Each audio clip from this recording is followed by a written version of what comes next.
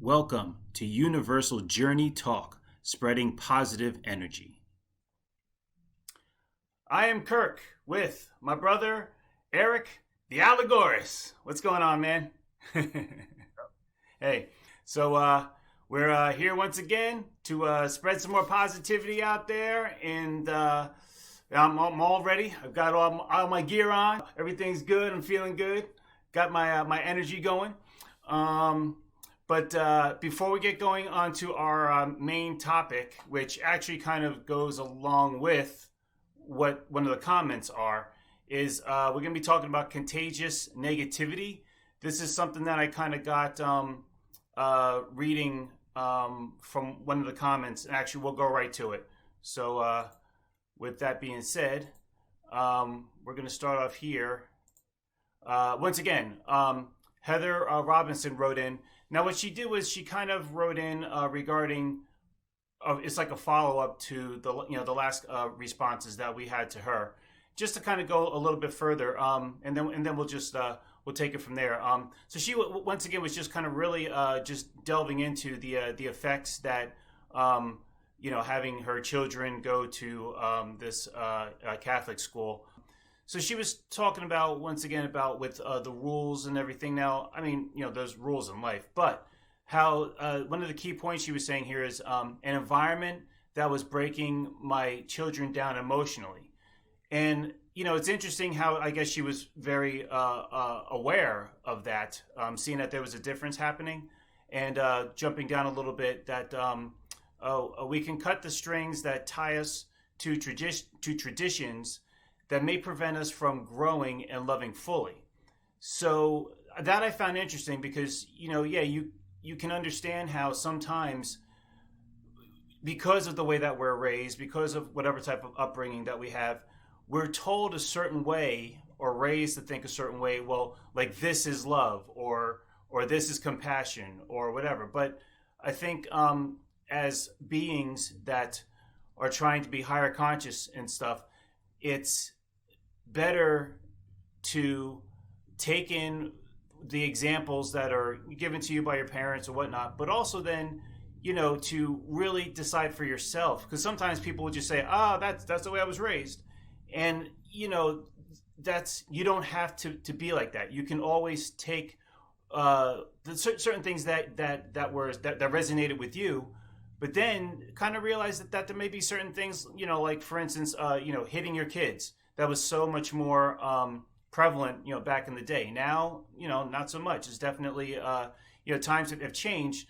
But so anyway, so I thought that was an interesting, point that she brought up. And then going through just the last bit of what she was saying, here's something interesting. So toward the bottom here, she mentioned, when I stepped into the school, I didn't feel well. So it's interesting that, like she was actually having an actual reaction to this. And she says that the students looked miserable, the teachers looked miserable, and then so on, talking about the climate. And that was what was kind of going to lead me into a little bit more about what we're talking about here, which is contagious negativity. First of all, once again, I want to thank Heather for writing that in. That was really really cool of her. And so, kind of going along those lines, isn't it interesting how you could be in one space, one place, you can walk into a room or walk into a different environment, and then pretty quickly, depending on how sensitive you are and aware like that, how you can just pick up on this is not a good place to be, and I think that there's actually obviously there's several reasons for that, but but first of all, I did want to say though, perhaps in her case, that was just not a good school, however it was being run, the whole environment. Because I don't want to just be like, oh yeah, see, all Catholic schools are negative and they're all BS and stuff. No, that's not true. Actually, I have a colleague of mine who I work with on and off, and she actually teaches I think once a week at some type of Christian school or something like that. And I remember asking her a little bit, about what she teaches and what she does. And I really liked her approach. Very positive. She's really big on getting the moral of the story and then trying to get you to understand how would you apply that in your life in a good, positive way.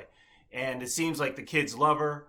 And, so, it is about, the type of person and how they approach things and their mindset. Are they a positive person, or are they just someone that's just like this all the time? Or are they more free-minded?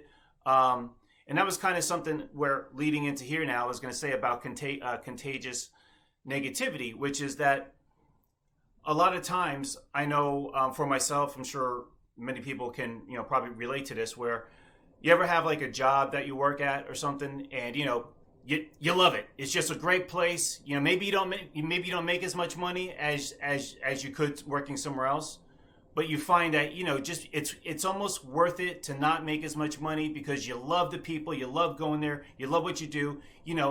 Or then there's the opposite, where you may make better money at some other place, but you just hated it. It was terrible. Your managers, the people over you, just a very negative environment. And now on a business level or work environment level, what I've noticed over my years is that because I've had a little bit of both. Some jobs that I really liked, and then there were ones that I absolutely hated. But a lot of times, at least what I saw on a business level in companies, was more that it started from the top. If you had like crappy owners, and then and the way that they ran their company, then it kind of filtered itself down because it's their company. So they make the policies, they make the rules, they enforce, and put things into place to make sure that people act a certain way and whatnot. Or, they could be more biased. They could have favoritism.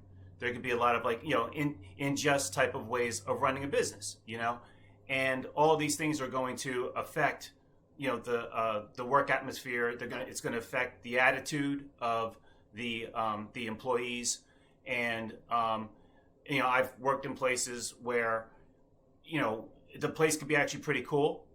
And then that one boss that always comes in with that negative whatever just changes the whole, atmosphere, because people are like, oh boy, here he comes. And then he's going to have and it's almost like he has a problem with anyone actually being happy. You know what I mean? There's people like that. You know what I mean? They come in and their life is not the way they want it to be or whatever it is or something. And then when they come in and see other people happy, they're, they got to make issues and whatever for those type of people that are more like happy-go-lucky and things are doing pretty good, So what I'm just pointing out is that, so I remember, once again, one of my other jobs, there was a person, she always came in, she was always bubbly, no matter what. And I think it was because she almost made it to be a point where it's like, you are not going to break my, positive stride, and I really appreciated that about her. And yet at the same time, there were other people there that would make fun of her for being so happy-go-lucky, which is like, wow, you would almost think like, shouldn't you be like, wow, good for her? Or what is she doing that, you know what I mean? Like, and, so it's a very strange type of frame of mind where it's almost kind of like you can notice how some people will start to like form like their own cliques of like where they want to put down other people, and it's almost like cool to put down other people, to make yourself feel better or something like that. You know what I mean? And that's just something that I over the years realized, and you can get that in Facebook. People making fun of other people, putting people down, saying whatever it is. Social media, of course, and just in regular everyday life. And I've just noticed for myself is that I think a lot of people mean well overall in life, but they can get caught up in just negative thinking because it's so prevalent. And now there's real reasons for it. Clearly, we look at society as a whole. It's hard to make a living. There's health issues and all these other things that could be going on in each person's life. So I'm not trying to just just dismiss that. But what I'm saying is that for myself, I realized at a very younger age, decades back, when I come into the office or wherever I'm working, I want to be the type of guy that people get along with. I don't want to be that person that's confrontational or that you have to walk around on eggs on. And here's one thing that I found works very, very well on a subconscious level for everyone, including myself, which is, and it's hard for some people to do, give compliments. When anything that's hey, nice shirt, man. That's a cool shirt, whatever.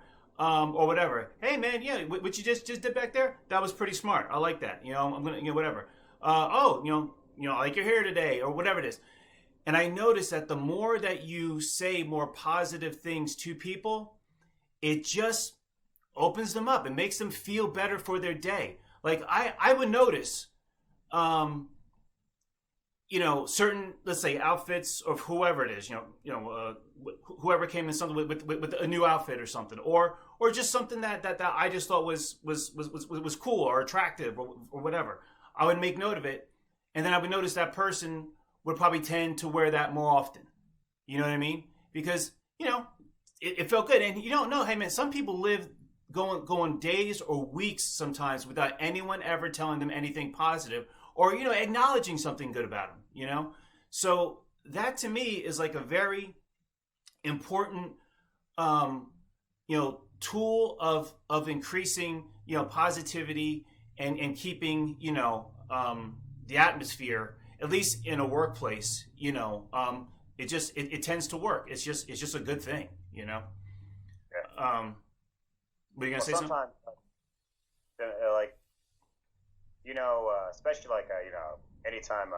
especially anytime, like a public place, or even in your own home, but school, your job,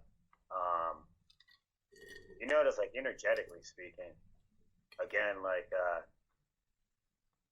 hey, number one, you don't want to bring whatever's going on at home. That's why they say you don't bring that to work with. Number one, because like you said, that energy is contagious. They can, it's like energy vampire. You can feel good 1 second, and then somebody comes in the job or or your school, and it just kind of zaps your energy. And even like people can experience that sometimes.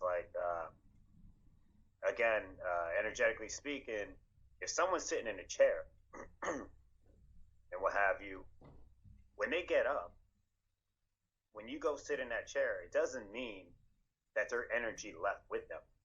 Their energy is still in that chair. So when you sit in it, a lot of times that energy alone, if it's a lower vibrational energy, it's zapping your energy. That's why it's kind of important to do things like smudge. You know what I mean?